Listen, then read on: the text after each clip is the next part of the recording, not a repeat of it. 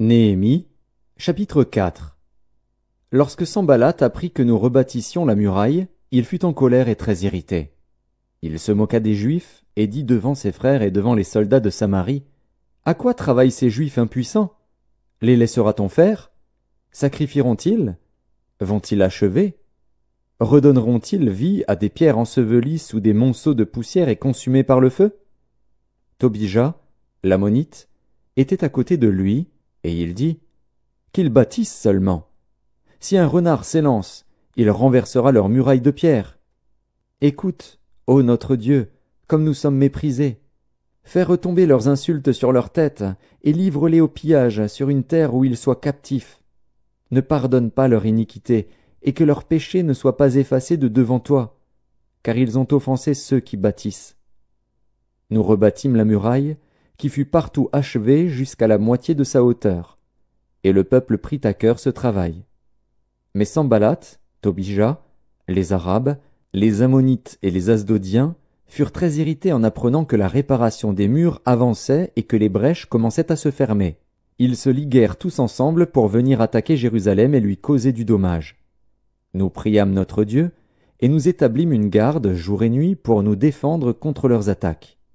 Cependant Juda disait, « Les forces manquent à ceux qui portent les fardeaux, et les décombres sont considérables. Nous ne pourrons pas bâtir la muraille. » Et nos ennemis disaient, « Ils ne sauront et ne verront rien jusqu'à ce que nous arrivions au milieu d'eux. Nous les tuerons, et nous ferons ainsi cesser l'ouvrage. » Or les Juifs qui habitaient près d'eux vinrent 10 fois nous avertir, de tous les lieux d'où ils se rendaient vers nous. C'est pourquoi je plaçais, dans les enfoncements derrière la muraille et sur des terrains secs, le peuple par famille, tous avec leurs épées, leurs lances et leurs arcs. Je regardais, et m'étant levé, je dis aux grands, aux magistrats et au reste du peuple, « Ne les craignez pas.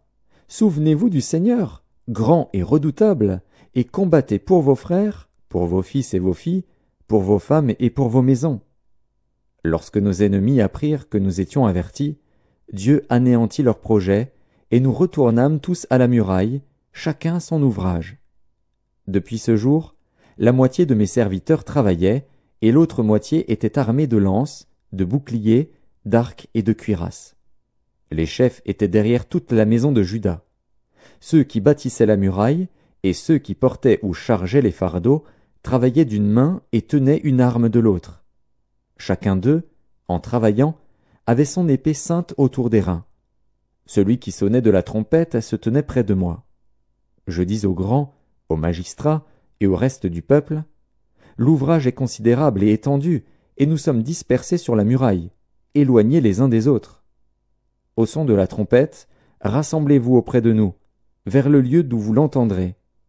Notre Dieu combattra pour nous. » C'est ainsi que nous poursuivions l'ouvrage, la moitié d'entre nous la lance à la main depuis le lever de l'aurore jusqu'à l'apparition des étoiles. Dans ce même temps, je dis encore au peuple, « Que chacun passe la nuit dans Jérusalem avec son serviteur. Faisons la garde pendant la nuit et travaillons pendant le jour. » Et nous ne quittions point nos vêtements, ni moi, ni mes frères, ni mes serviteurs, ni les hommes de garde qui me suivaient. Chacun n'avait que ses armes et de l'eau.